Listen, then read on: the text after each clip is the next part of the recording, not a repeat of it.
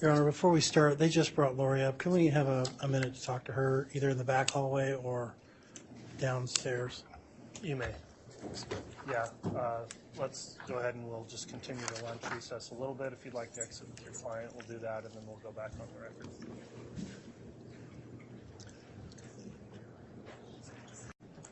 Thank you. Please be seated.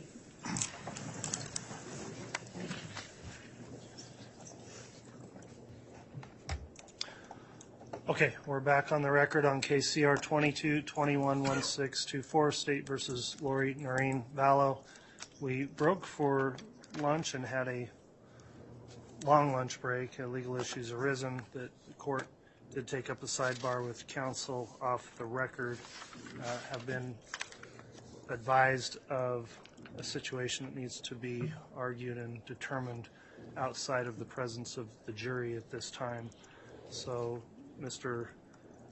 Archibald, Mr. Thomas, I'm aware that your client would have a request at this time. I need to consider that request and hear argument from the state. We'll make a determination and then proceed forward regardless of the determination with additional evidence today. So would it be Mr. Thomas or Mr. Archibald making the motion at this time? I will, Your Honor. All right, Mr. Archibald, if you'd like to make your motion at this time, you may. Your Honor, my client wishes to waive her presence at the testimony for the remainder of the day.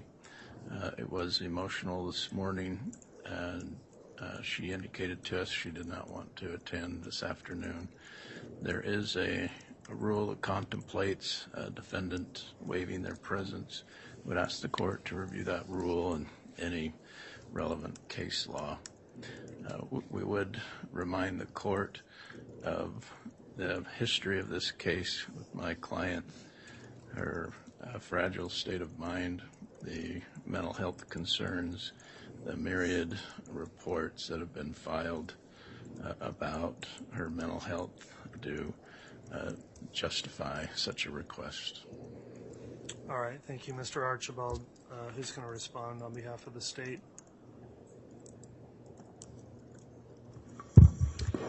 Thank you, Your Honor. I will be responding for the state. Go ahead. Your Honor, Idaho Rule 43 favors a defendant being present for the duration of trial.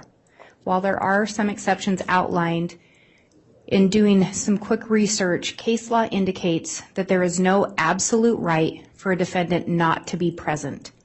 They do, however, have an absolute right to be present at trial.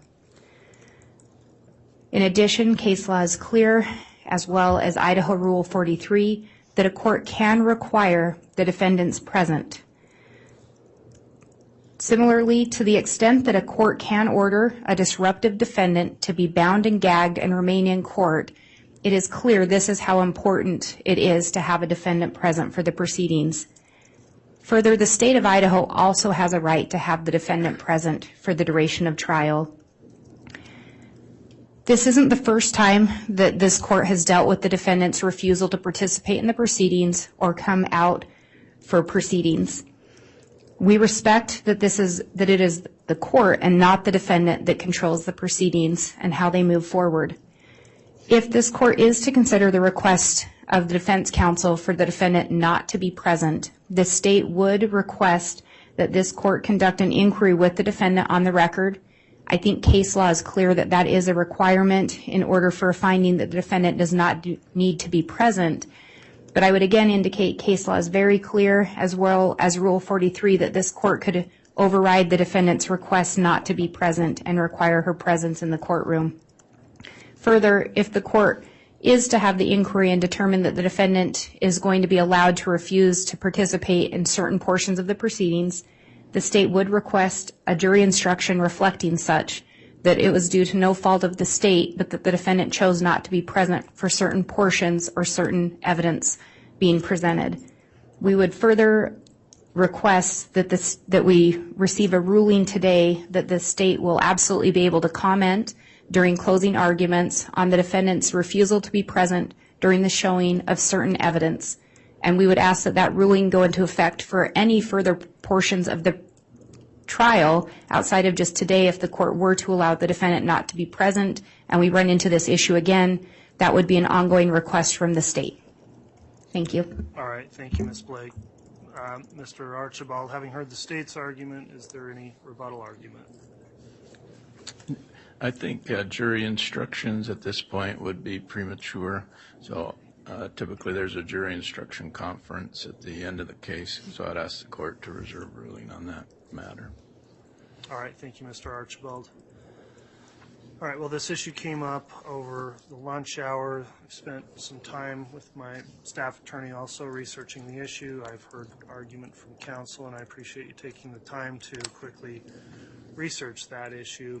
I am prepared to make a ruling. So Idaho Criminal Rule 43 is the rule that deals with the presence of the defendant. In addition, a defendant has the right to be present at their trial as secured by both the United States Constitution and the Idaho Constitutions.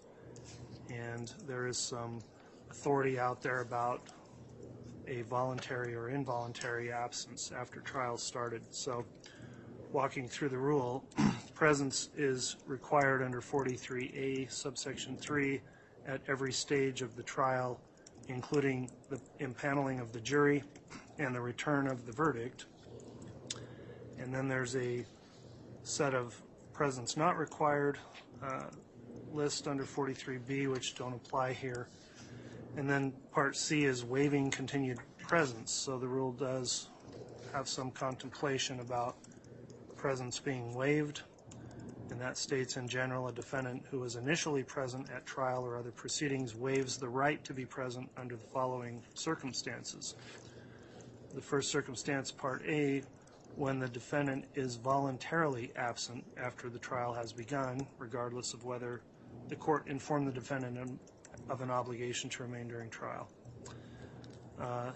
The rule goes on to talk about the waiver's effect under Part C2. If the defendant waives the right to be present, the proceeding may continue to completion, including the verdict's return and sentencing during the defendant's absence.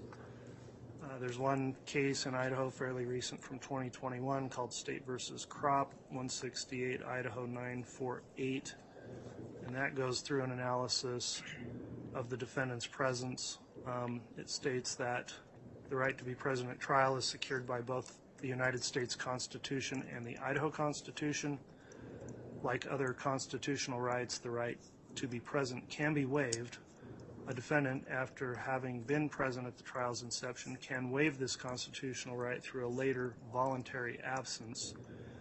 And then it talks about a three-step process to determine whether an absence is voluntary or not. Most of the cases on this issue deal with people who were there for part of their trial and then just failed to show up maybe for the second, third day of trial or something, and what kind of finding would constitute that to be a voluntary absence if the state continues to proceed forward with the case in the absence of the defendant. There's not really any controlling law I've seen in Idaho on what the authority of the court is to override a request for a defendant to be voluntarily absent.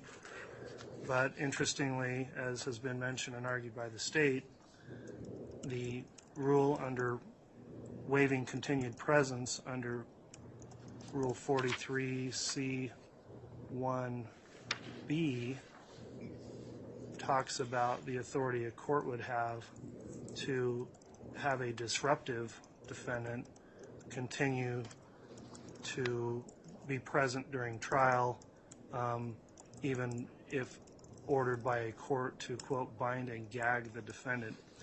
So I think the rule contemplates that absences may occur.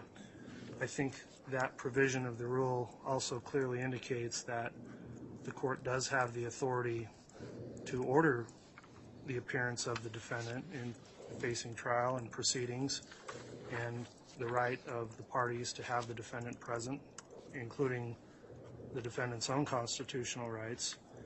And having considered the authority and not finding any cited case law to the contrary, I do think this court has the authority to override that request of the defendant to voluntarily excuse herself from certain portions of the trial and not others, where she's been here for the first day and a half of trial. And I do find that within the court's authority to conduct this trial, her presence can and should be required in order to ensure her due process rights and also to ensure a fair trial on behalf of the state. So with that having been considered, I have carefully considered the request of the defendant in this case, who is here present, and I am denying her request to excuse herself from this section of the proceedings that are occurring in the evidence presented by the state's case in chief. So that will be the court's ruling on that. I'll prepare a order to that effect, which will be entered into this case, and we will move forward with additional evidence to be presented in the defendant's presence. Mr. Archibald, any questions on that ruling? No, Your Honor. Does the state have any questions on the ruling? No, Your Honor. Thank you. All right, thank you, counsel. At this time, then, we'll have the jury brought back in for additional evidence.